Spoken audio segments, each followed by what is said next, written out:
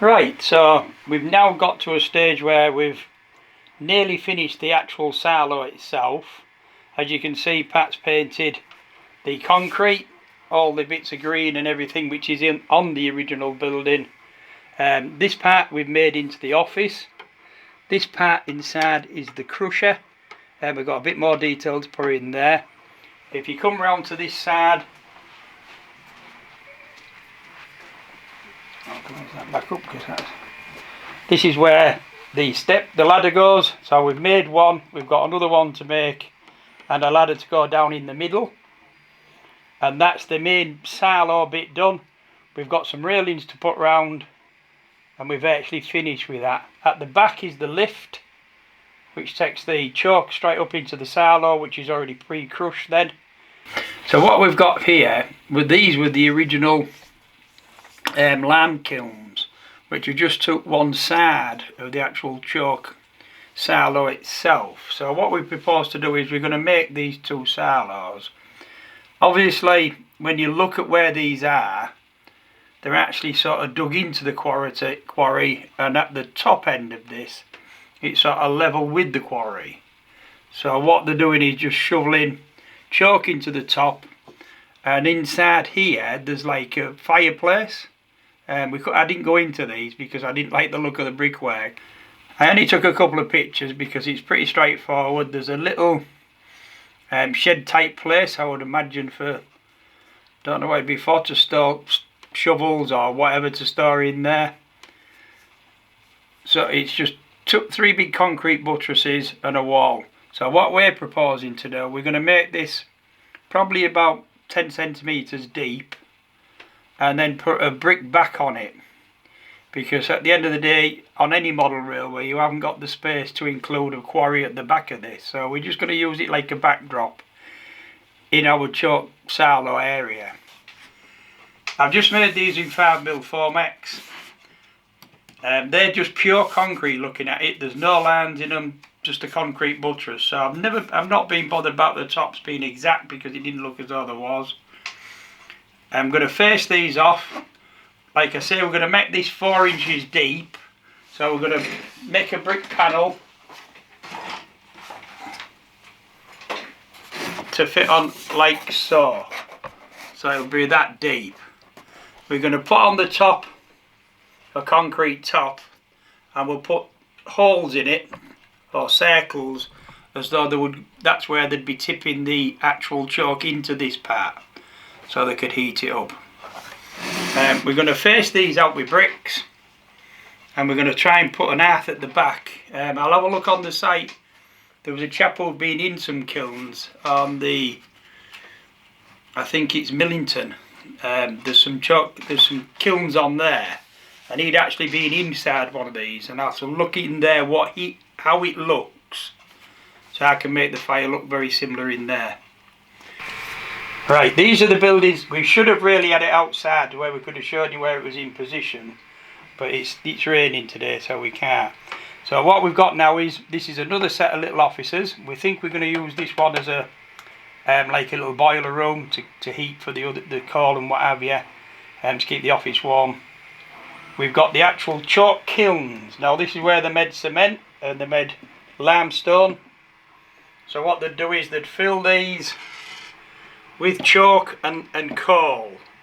So they'd fill them from top to bottom, then they'd set a light to it, through a fire at the bottom, burn it up. I think they take it up to about 900 degrees centigrade. Yeah, so what you can see now is, this is where they light the fire, and what it'd be is a layer of chalk, layer of coal, layer of chalk, layer of coal, all the way up to the top of the kiln, and then they'd set fire to it and it'd burn all the way through. Obviously, once they've got it all burnt, these are steel doors. They open the steel doors and drag out all the chalk and coal carefully, load it into barrows, and then send it off to wherever they want. A lot of companies used to actually put it into water, activate it, and turn it into cement powder. But that one we aren't going to do. We're just going to use it as limestone. So that's our take on the actual kilns themselves. Now they're there on this site, but they're a bit further away than we are. To to our silo, but we've got to squish everything in to get it in. What we also made was a little office on this side, and we had to have somewhere for the to connect to the actual outside world, because it's on its own in the middle. So what we did was, on this side of the track is the line to Hobbs End and our run round line. So what we did, we decided to put a set of gates on, and we put these gates on.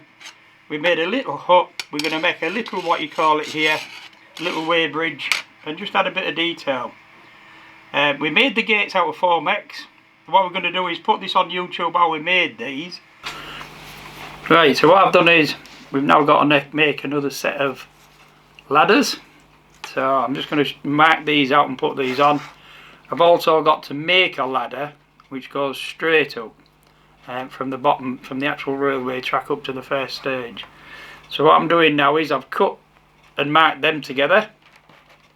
So I've drilled the holes all the way through, both of them, so they all mark up.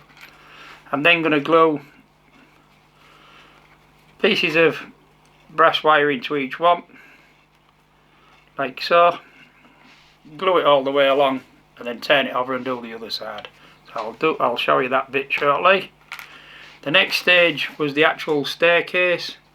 So what I've done now is I've just marked the angle from the originals. I did all four at the same time, and then I'm just transferring this data onto the next piece of plastic Formex, like so. And these is actually Plasticard. My brother kindly donated this. He got it from his works.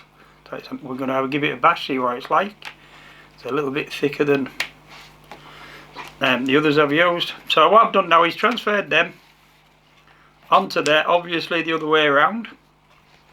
So now it's a case of popping that, this is the way I do it, is popping that back onto there and drawing a line. And then that, when I glue the first ones in, it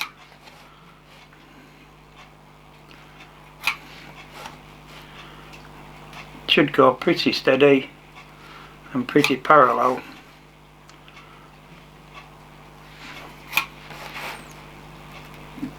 With each other.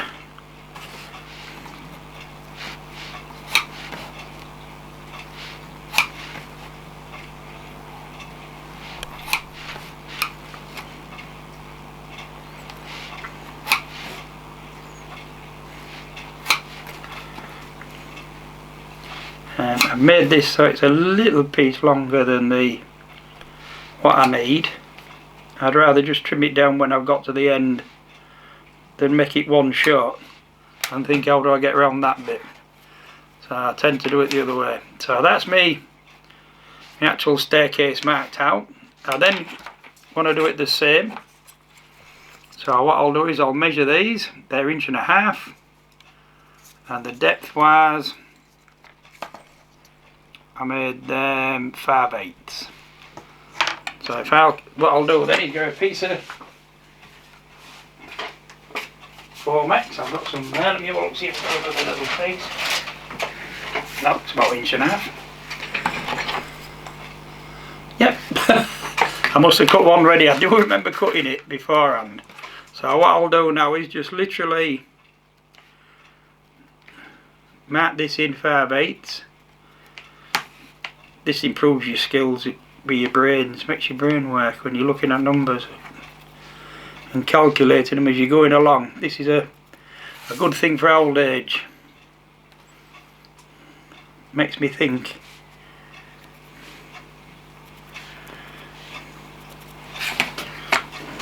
Rather than just being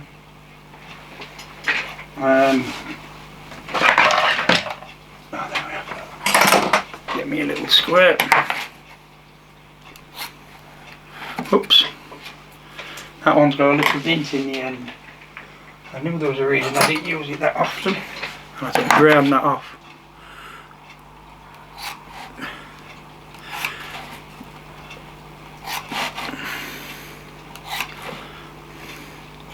Now I can count in my steps: 1, 2, 3, 4, 5, 6, 7, 8, 9, 10, 11, 12, 13, 14, 15. So if I cut 15 pieces, I know I've got plenty.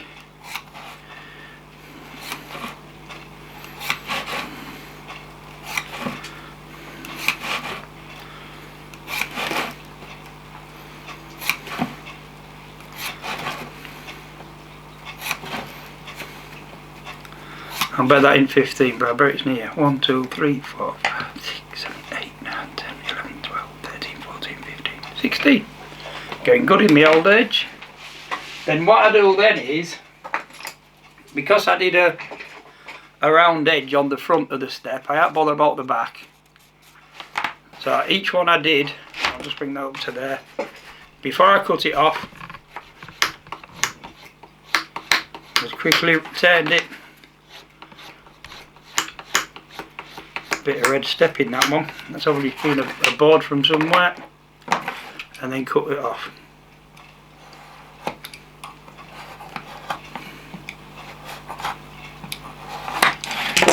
And that was the first one. Repeat the process. I Pat tidies these up when I've done them anyway.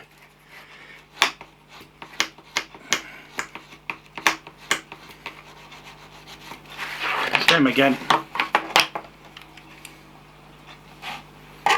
You could actually use the curved blade, it might be a little bit easier.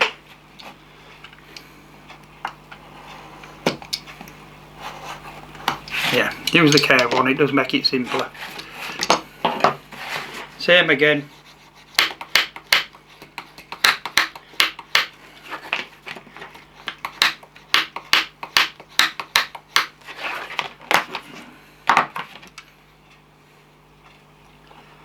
I'll cut one more, then I'll show you how I go about sticking them in.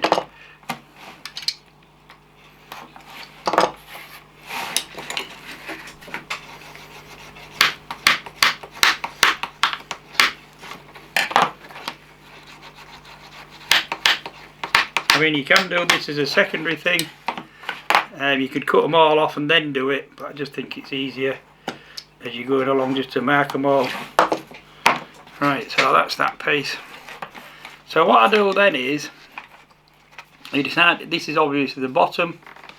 So what I'm going to do is, and make sure you do it on every one, and these little bits you can just trim off or sand off when you got finished. Is literally, if you're going to go to a line and you're going to go to the top of that line, make sure you go to the top of it on every one. Don't put one under and one over, because then your stairs will be out and it'll look a bit odd. So the easiest way of doing it, just give me some adhesive.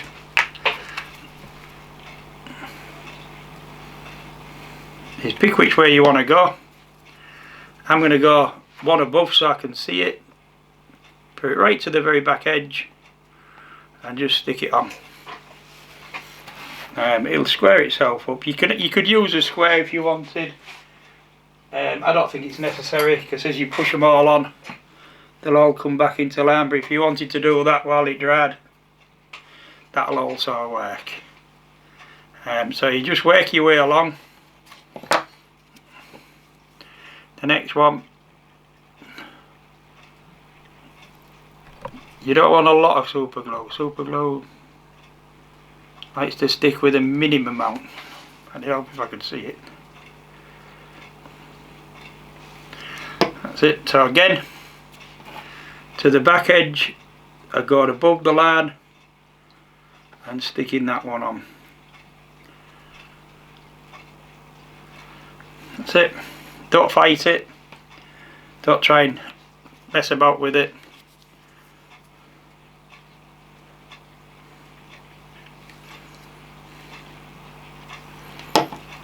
Same with that one.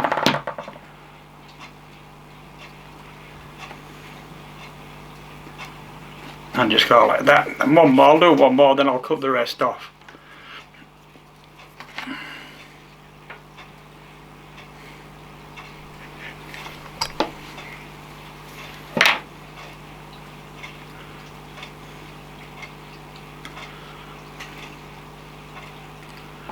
And like I say, what I've done is I've gone to the back edge all the way up, and I've gone to the lined it with the back and to the top of the line on each one, and that there you can see they're in, and there you can see the red one. Pat will give me some pat to paint that one. So we'll glue all the rest on, let them dry now for a bit. I'll cut them all off and I'll come back to you when I've got them all on and show you how to do the next piece. Right, so there we are. That's our first set of stairs in. Like I said, obviously they're a little bit fragile, they're not something you can rave about, but they're easy enough to handle, they won't fall apart. The next stage is to stick these on. So what you've got to do is you've got to get that line in there married up with that one. Now the easiest way I found is to do one. Is to get that one in, ignore the rest for a minute, get that set so it's not going to move, and then line a couple more up. So first job is literally on there. Make sure this one goes in right, because obviously if you don't get these right, the rest can't be right. Put that in there.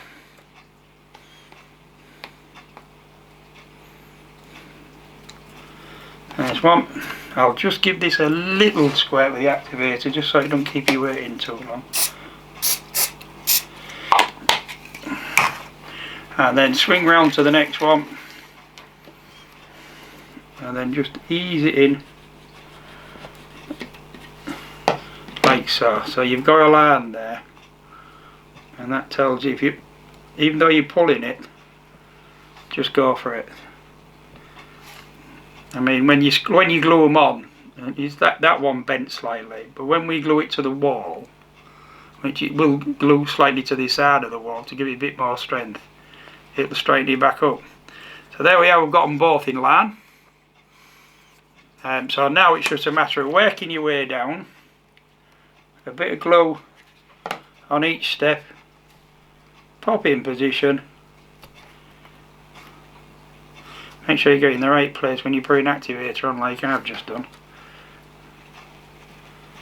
And same with that one.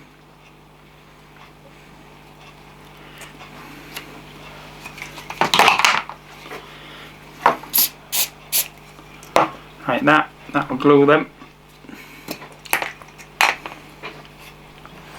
And same with this one.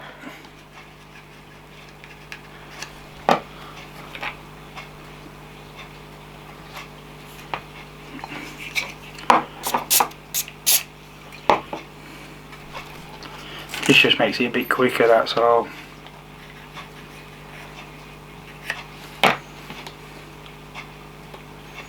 Again, making sure your lines go back, irrespective, you can feel it moving and twisting because they'll all be slightly out of line.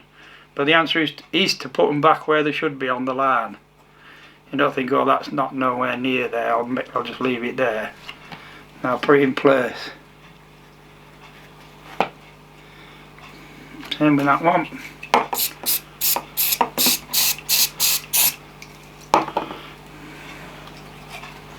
Let's go to the double glazers and get some activator. We get our super glue, this one, from our local double glazing place. They do double glazing panels and things like that, and they actually stick some of the fascia stuff on with super glue and this activator. But it's really quick, but it's not that expensive. I think we get a bottle this size and one of these, I think it's about £4 in it, something like that, £3 or £4, and there's a heck of a lot in there. And what we generally do is we go every few weeks, we'll buy 4 or 5 of them and 2 or 3 of them, and it does us for a couple of months. Sometimes he uses thinner ones, depends what he has in. The last one he had in was that one, which was a little bit thinner. I quite like that one. The one I've got now at the moment is just a little bit thicker, this one, but it does really set. This one you can use with a pen. You have a pen to activate this one, and it's so quick it's a bit scary at times. But this is more than adequate. Just work your way along.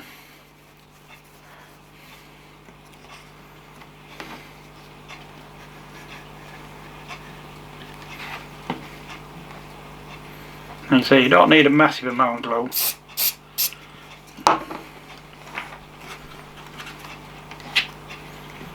But the more accurate you can be with the glue, the better it is.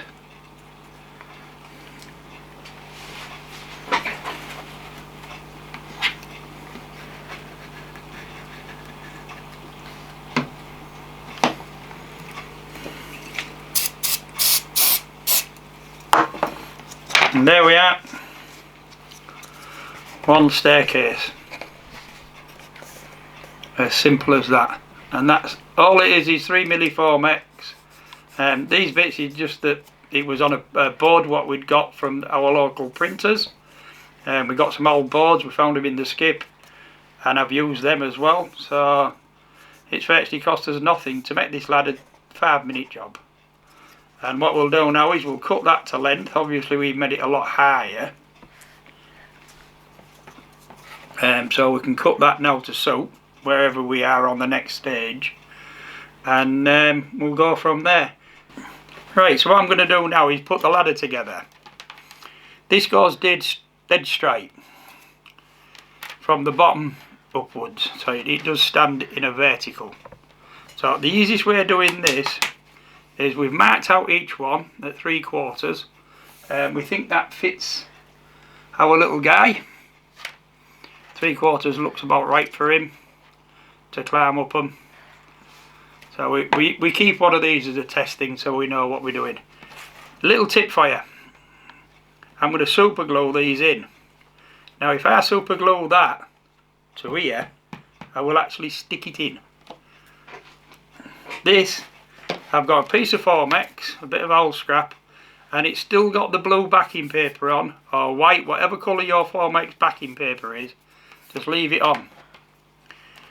It's amazing how it works. It doesn't stick to it.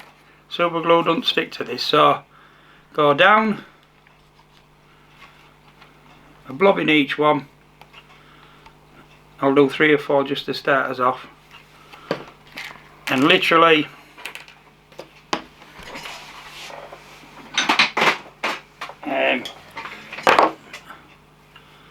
just watch your fingers, don't go into the super glue. Make sure these go in.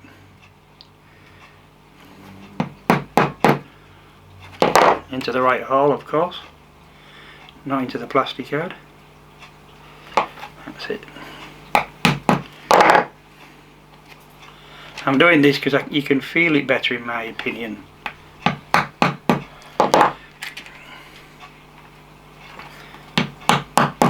That one is the first part, so I'll just quickly go down there. Now they've just gone through slightly on each one, but at least I know they're all in. You could try and push them back, but it won't work now. Once they're in, they're in.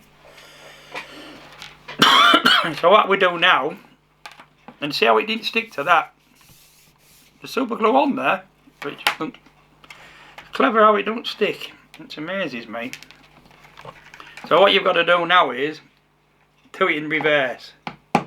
This time I don't glue them, I just pop them in. Purely because you've got to get them all lined up so it looks something like.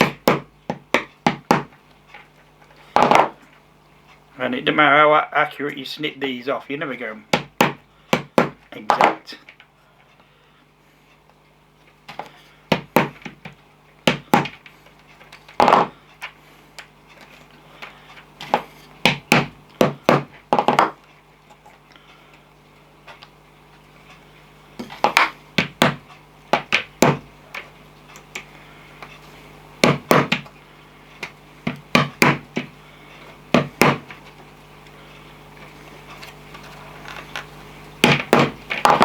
And that's our first bit done. And like I say, what you do then is, if you're not 100% happy, with where some are. See, you've got like that one's just slightly out of line. You can just tap it through a little bit, and the idea is just to have a look, see if there's any you think looks bad or otherwise.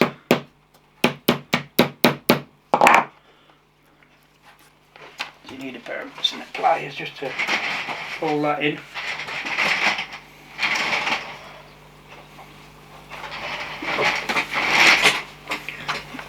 So that one just wants easing back just a touch. I've gone a bit too far with that one.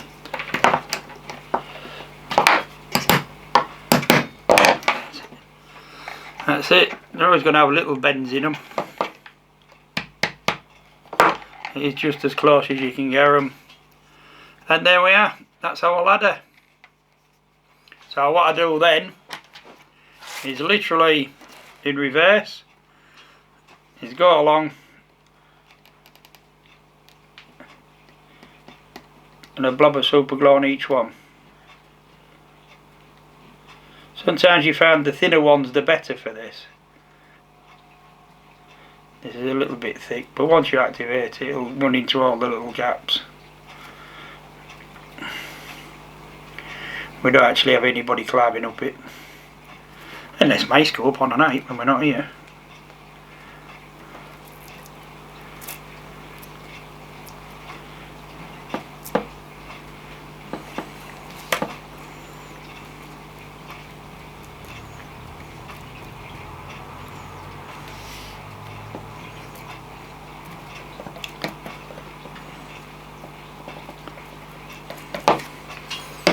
That's it. When you spray it with this stuff, it does make it disperse. So it seems to, capillary action pulls it into everywhere. And a couple of seconds later you'll find it had dried. Now I don't mind it being a little bit surplus going parts on here, because when Pat paints it all the rusty colours and everything else, it can look quite effective. So now we need to go building across and have a look where these are going to go. Right, so this is the one we've already made.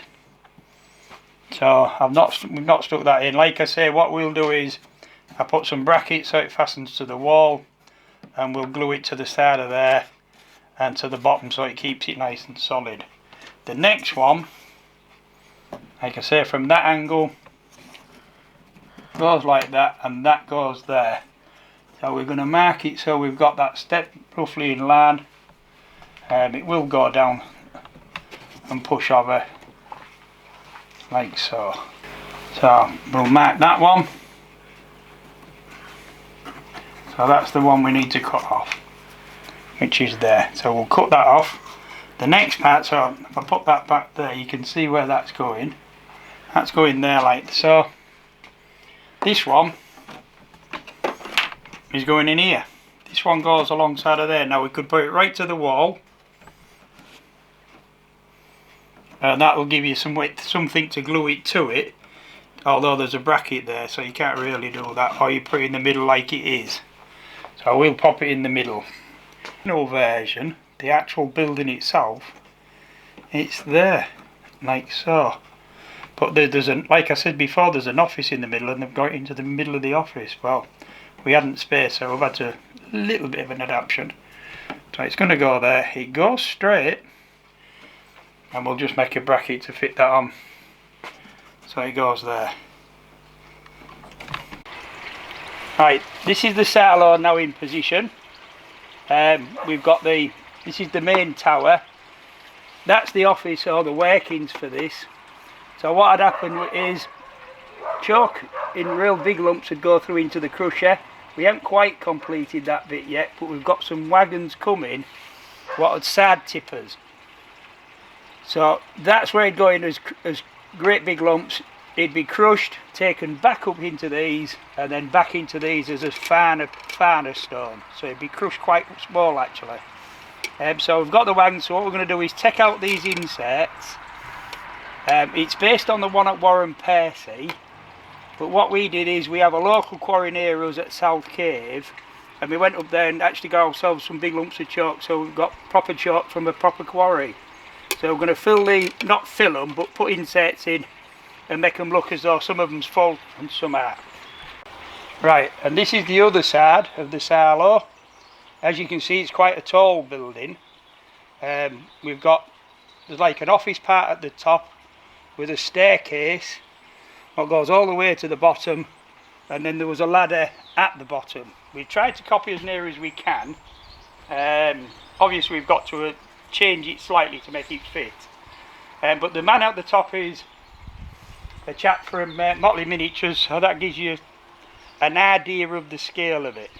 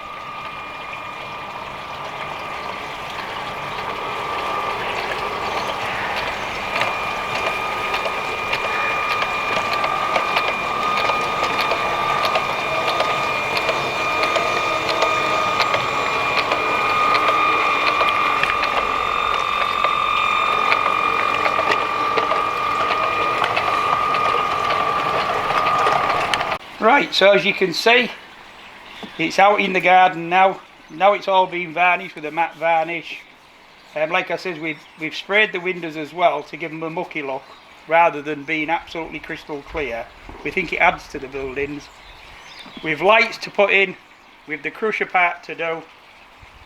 We fancy having lights in it. It's a nice focal point as you come into the garden on this bit. But it's now finished as far as we're concerned in the workshop, so it's now going to stay outside. It's not coming back in until we need to do bits on it. I love it, absolutely brilliant. It's what we fancied, a big foundry of some sort, or factory or chalk mill or whatever, and this is what we come up with. I hope you like it. Obviously there's more bits we're going to add to it as we go along, but it's nearly complete.